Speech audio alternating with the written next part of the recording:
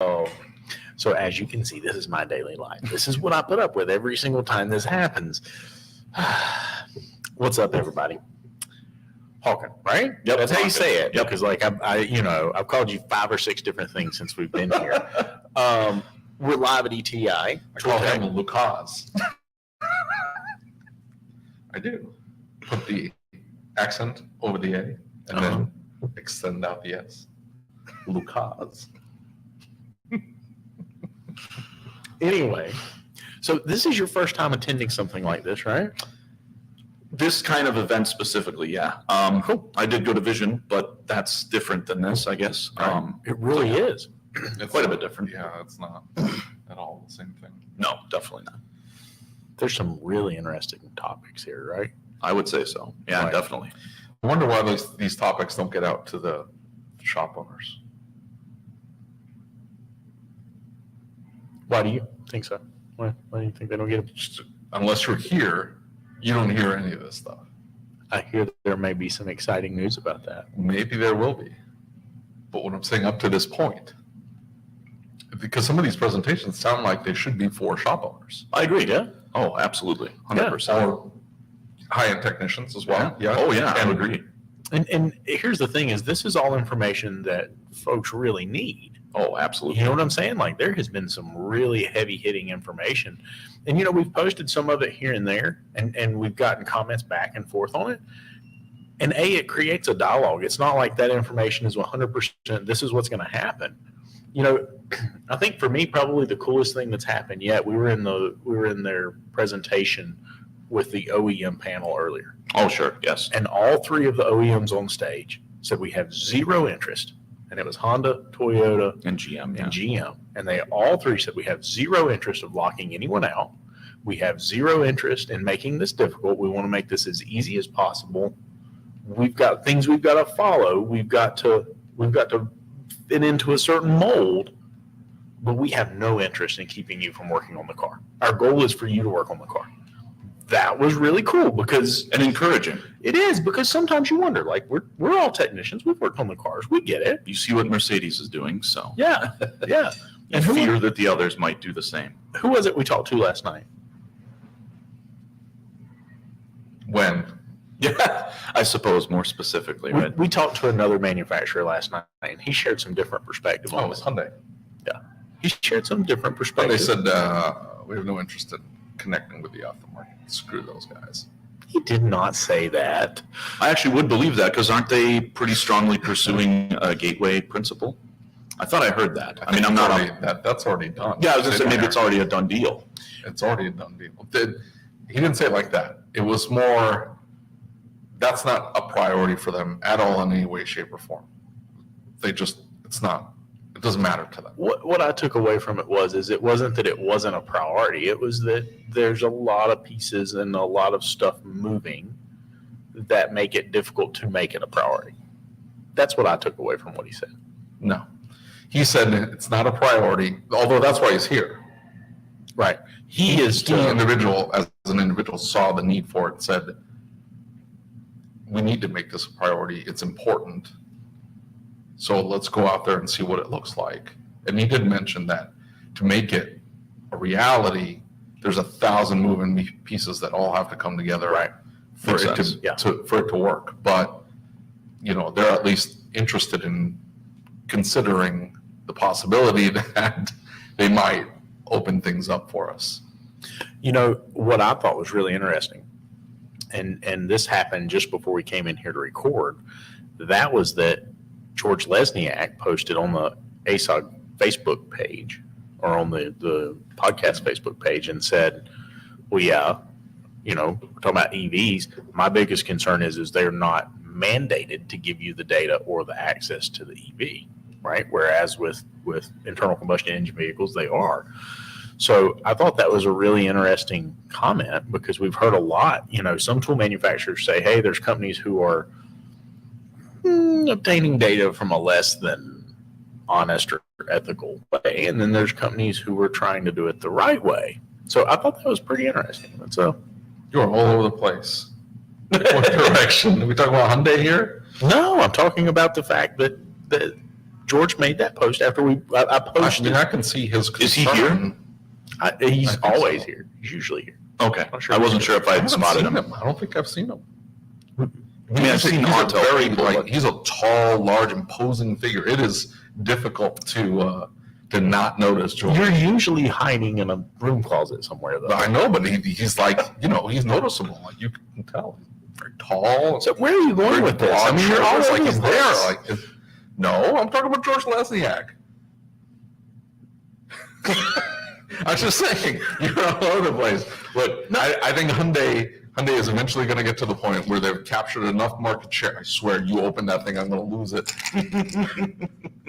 There's no way to cut that out. That sound is there forever. And so if you go back to listen to the last several episodes that we recorded at Vision, you can hear every single time Lucas pops open. It wasn't Just just gotta dump them Lucas. all on the table beforehand. But that's a good idea. Get your little Just get a big pile or a cup. Hawken, let me be real with you. There's only so Did he much. say that right? Did he? Yes, you did. There's only so long you can take this man before you just start to develop nervous tics. Okay. That is not a nervous tick. And he starts opening his mouth, and you get nervous, and you're just like, oh, I gotta just here. You need a stress ball. Yes. Oh my God. Eventually, Hyundai. Oh, let's talk about the tires. Yeah. Eventually, Hyundai is going to capture enough of a market share that their dealerships are not going to be able to deal with it. It's great that they're swapping engines all day, but now it's going to be Yeah. swapping battery packs all day. They just rolled out this new EV. It looks good. It looks like a cool car. Yeah. But what are they going to do after the fact? People are not going to want to buy their vehicles if they can't get into the dealership. Nobody's willing to work on them. Everybody's telling them, hey, that's great that you bought a Hyundai. I don't have any access to the information. Oh yeah, I mean, you see that now even with European already. There's a large number of European shops I've visited when I was working for Garage Gurus, but also just, interfaced with that don't bother with Mercedes because of the cost of the tooling and because of the cost of the subscription. And there's so much that seems to happen with Mercedes where they turn things on, they turn things off, they keep trying to restrict access. People just say, nope, I'm good. I don't need to deal with that. I can work on BMWs, Audis, and Volkswagens all day and be plenty busy. And they're right. You can. So I wonder if Hyundai is going to, if they don't decide to The get difference, more though, is that they don't have the brand cachet that, sure. that Mercedes. Sure, People are absolutely. still going to buy a Mercedes. Yeah. Not so much a Sprinter, like you were saying. Yeah. Yeah. You'd be fools. What's that? You'd be a fool by one. Well, I'm saying that, so I can see them losing market share from the Sprinter side, but not so much the Mercedes-Benz side. People are still going to want to buy them, where I don't think Hyundai and Kia have that. No, they don't. They're trying to do that with Genesis, but Yeah, but that's another factor. Now they're trying to get into the luxury game, which is fine, whatever. But it's going to be the same thing. It's like, it's great that I'm going to go buy this $100,000 Hyundai, but if it ever needs service, I have to take it to a specific Hyundai dealership. I can't, and until they have their standalone Genesis, Yeah, and they don't right now, do they? They don't, yeah.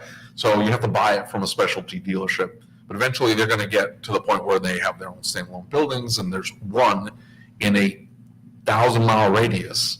How many of those vehicles are they going to sell? Now it becomes more of a challenge, as opposed to embracing the aftermarket, saying we're going to open everything up to everybody. We're going to give you access so you can service these vehicles properly. We're going to make it cheap, affordable. We're going to send out the training. We want everybody working on these things so people are more willing to buy them. Does that make sense? oh, 100%. Totally. What do you think? I You don't want think to it talk makes about Hyundai anymore? No, it makes sense. And what did they say this morning? What did the other dealers say this morning, or the other OEs say this morning? They said that. If you don't want to work on our cars, people don't buy our cars.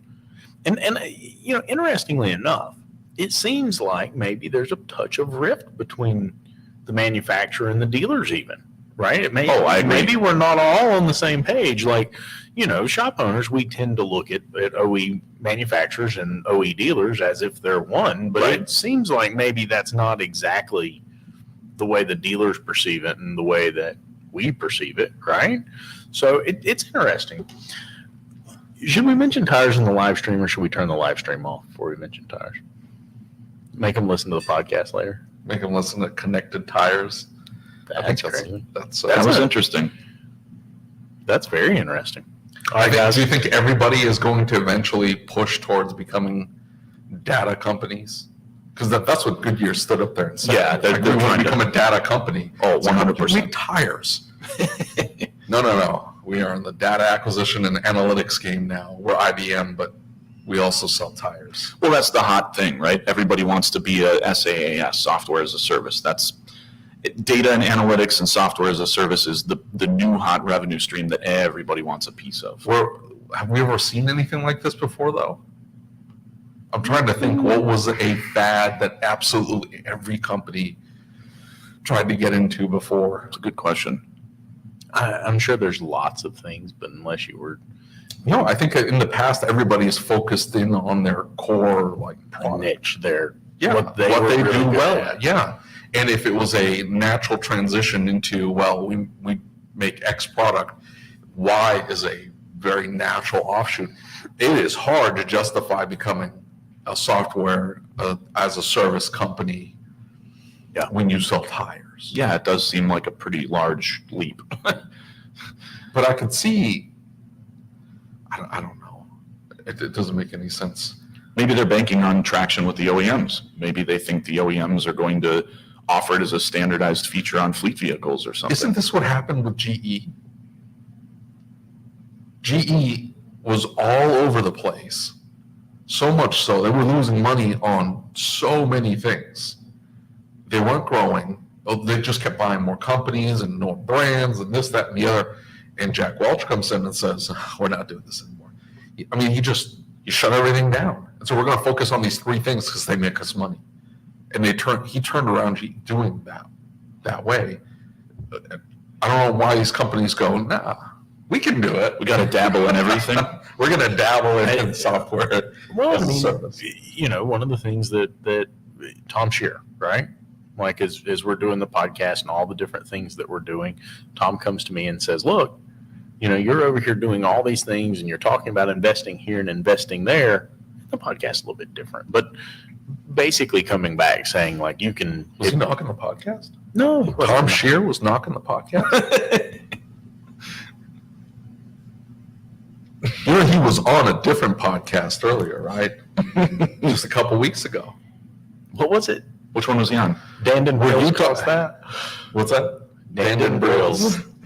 Anyway, they're gonna. If have you'd to- like to hear what we're going to say about Tom Shear, you should listen to the rest of this podcast. Tom Exactly. Shear. But we're not going to be live and say it live. I don't need that kind of liability. So you guys, we're going to record this one. We'll be back here in a little bit.